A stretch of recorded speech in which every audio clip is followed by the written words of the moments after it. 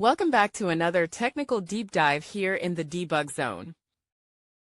Today we're tackling a big question and breaking it down with insights from other users. Hopefully this clears up some misconceptions and helps you get the answer you need. So buckle up, stay a little curious, and let's jump right in.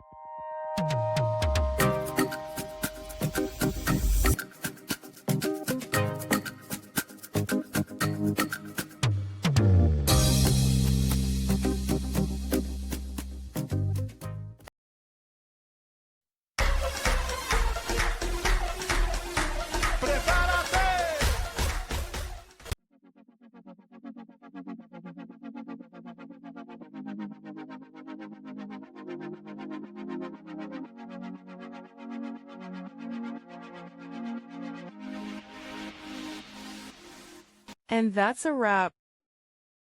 I hope you found the answer you were looking for. If you did, take a second to hit that subscribe button. It really helps out. And let me know in the comments which solution worked best for you. See you next time in the debug zone.